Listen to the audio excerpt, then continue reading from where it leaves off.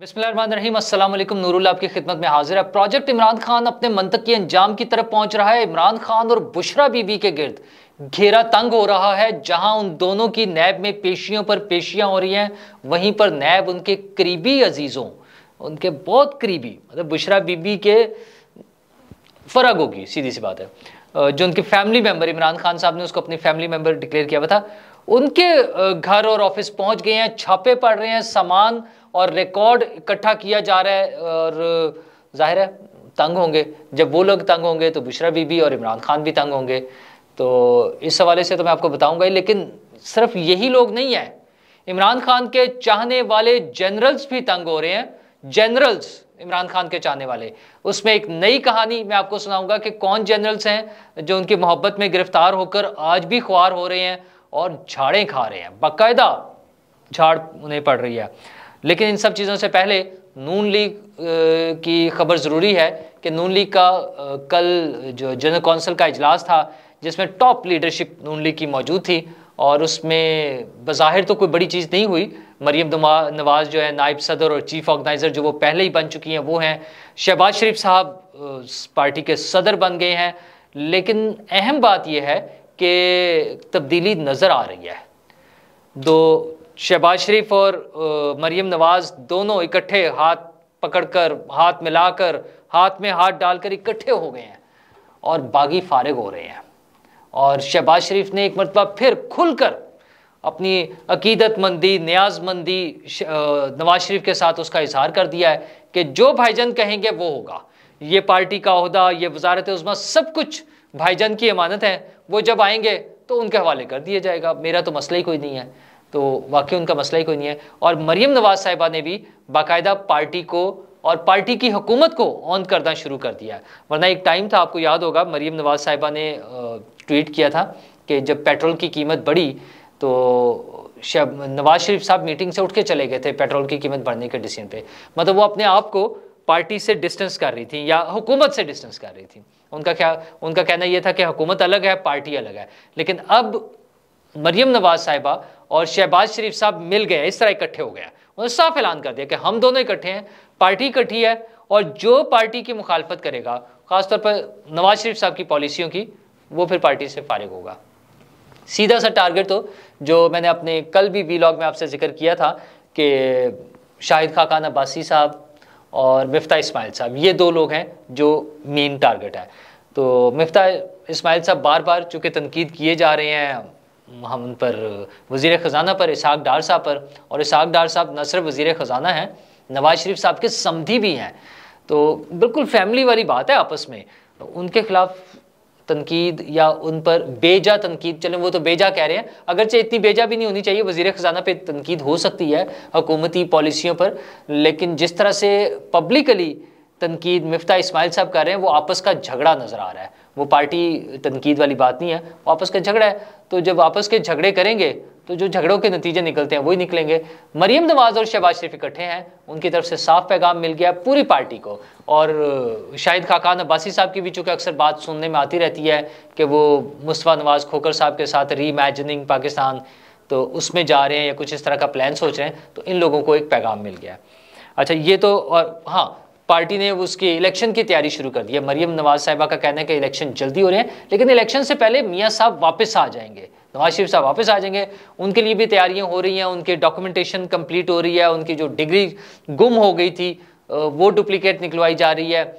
उनके केस के हवाले से जो डेवलपमेंट हुई है, नया बन गए हैं रूल्स कि 5 साल से ज़्यादा नाअहली नहीं होगी, तो ज़ाहिर है उनकी नाअहली भी ख़त्म होनी है। तो ये सारी चीज़ें एक रास्ता हमवार किया जा रहा है कि मियाँ नवाज शरीफ साहब की वापसी हो जाए इलेक्शन से पहले।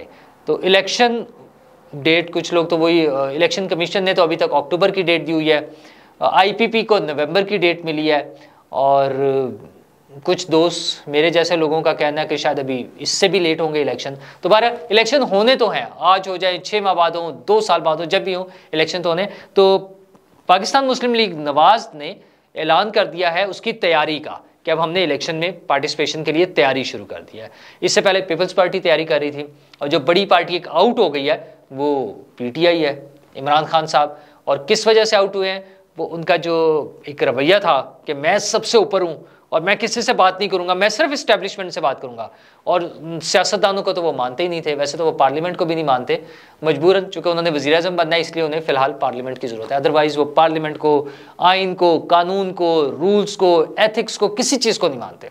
उनका ख्याल यह है कि उन्हें एक जो है ना अथॉरिटेटिव किस्म का हुक्मरान बना दिया जाए, तमाम मुकम्मल पावर्स के साथ, बस फिर उनसे कोई ना पूछे, वो बादशाह कह लें या कुछ भी उसको नाम दे दे, लेकिन वो अकेले हुक्मरान हो और कोई उनसे ना पूछे।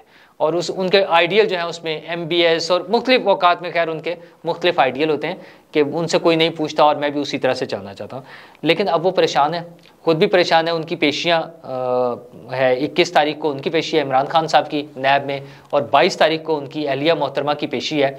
और उनकी अहलिया की फ्रंट मैन बल्कि फ्रंट विमेन फरा गोगी साहिबा, जो अपने शौहर नामदार समेत पाकिस्तान से बाहर हैं और पाकिस्तान वापस नहीं आ रहे वो लोग, उनके खिलाफ भी कार्रवाइयाँ तेज़ हो गई हैं। अभी तक प्रॉपर कार्रवाई नहीं हो रही थी, लेकिन कल उनके ऑफिस पे गुजरावाला में फरा गोगी साहिबा, चूँकि खुद वो डायरेक्टर बल्कि शायद चीफ एग्जीक्यूटिव कुछ इस तरह का उनके पास डेजिग्नेशन है, उनकी जो हाउसिंग सोसाइटी है जी मैग्नोलिया, वहाँ पर छापा मारा गया है, नैब की तरफ से छापा मारा गया है। ज़ाहिर है फरा गोगी साहिबा वहाँ पर मौजूद नहीं है, उनके शौहर एहसन जमील गुजर भी वहाँ पर नहीं है, और लेकिन वो कुछ रिकॉर्ड वगैरह फॉर्मेलिटी कह लें, इतने अरसे में उन्होंने वहाँ क्या रिकॉर्ड रखा होगा अब।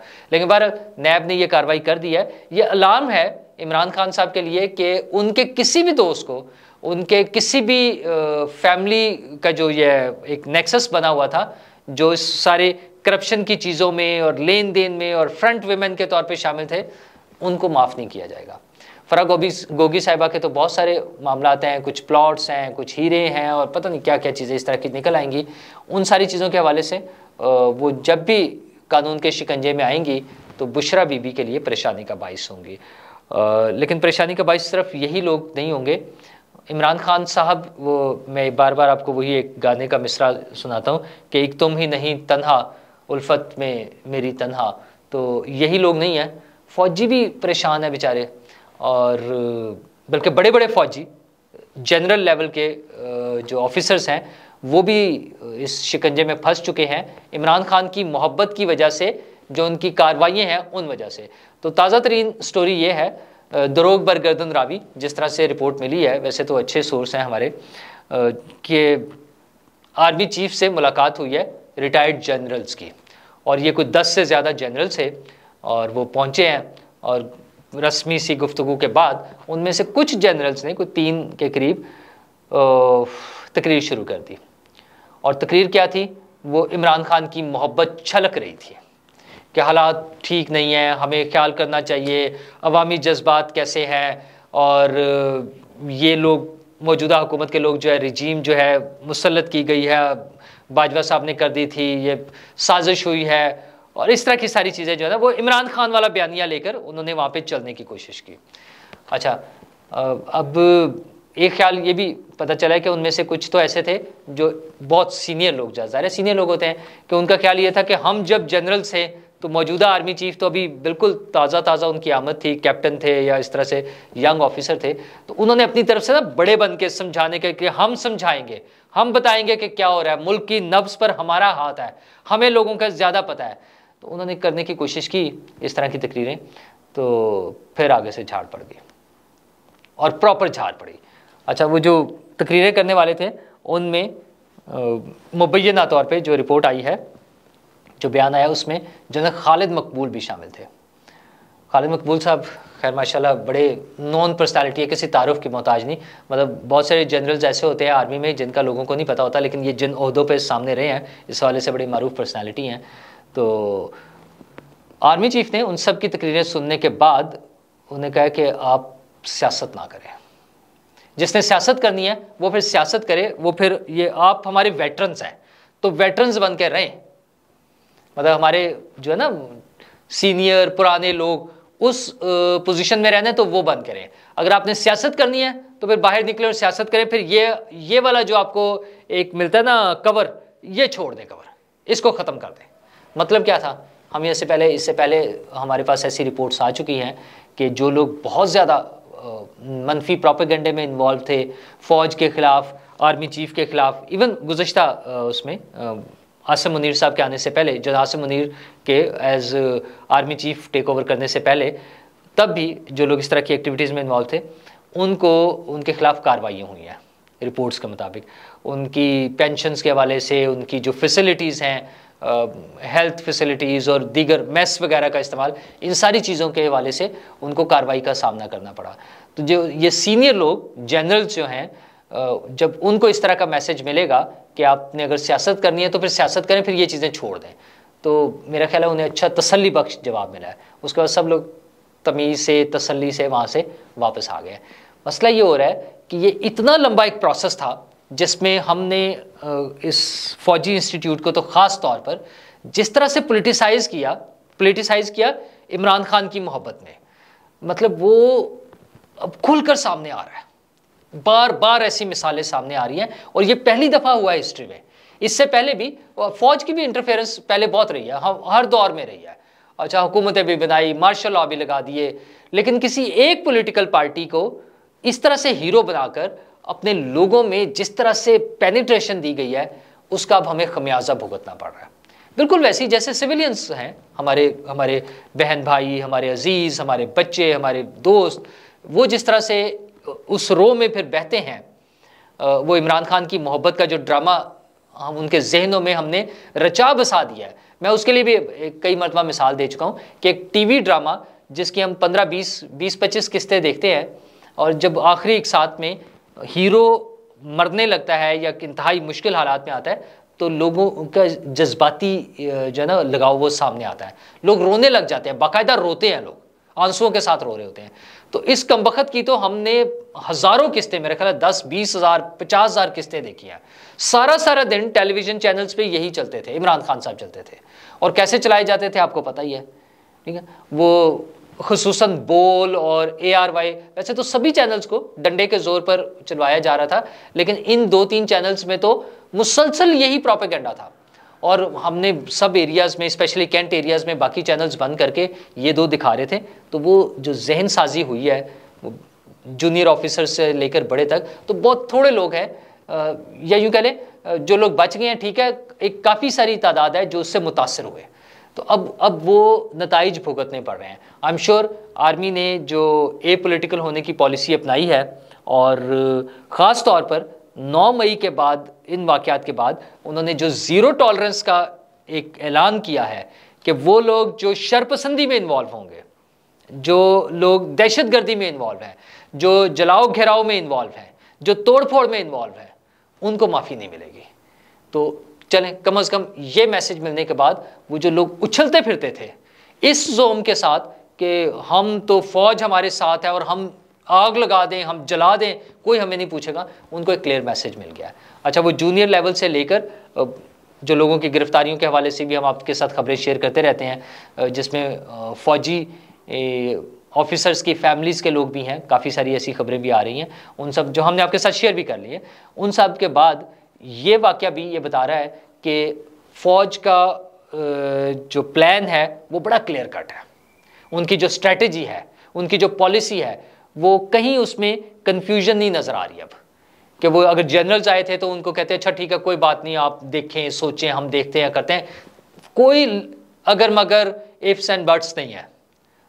क्लियर पॉलिसी कि इस तरह से चलना है, और जिसने दूसरी तरफ जाना है वो फिर वो उस तरफ आ जाए, सियासत करे, फिर आ जाए, अब बाजार मार्केट में आए, इलेक्शन लड़ें। हो गया ना ये, अभी बलदियाती इलेक्शन हुए हैं, उससे कराची में और बाकी सूबों में, अजला में, सिंध के, और बाकी भी इससे पहले जिस तरह से इलेक्शंस हो रहे हैं। तो जिसने सियासत करनी है वो सियासत कर ले, और जिसने जिस इदारे के साथ होकर उसका कवर लेकर उससे बेनिफिट्स लेने हैं वो फिर उसके मुताबिक चले। और ये सिर्फ उनके लिए नहीं है, तमाम सिविलियंस के लिए भी मैसेज है। वो चाहे सहाफ़ी हैं, सहाफ़ियों के खिलाफ भी कार्रवाइयाँ हो रही हैं ना, अब आप देख रहे हैं। बोल के जो चीफ एग्जीक्यूटिव हैं उनके खिलाफ केस बन गया हुआ है, समी इब्राहिम के खिलाफ केस है, जो बाहर भाग गए हुए हैं, आदिल राजा हैं, साबिर शाकिर हैं, सब लोग जो हैं। तो इन सब को भी यही पैगाम है कि आप पाकिस्तान के साथ मुखलिस रहें, रियासत पाकिस्तान के साथ मुखलिस रहें। अपने मुल्क को जलाकर, आग लगाकर, दहशतगर्दी करके, नफरत फैलाकर, शरपसंदी करके आप न सिर्फ पूरी दुनिया में पाकिस्तान की बदनामी का बाइस बन रहे हैं, बल्कि पाकिस्तान की सलामती के लिए भी ख़तरा बन रहे हैं। ये चीज़ काबिल कबूल नहीं होगी। तो मैसेज क्लियर है जो समझ जाएंगे वो ठीक है, जो नहीं समझेंगे उनको फिर समझाना पड़ेगा। शुक्रिया।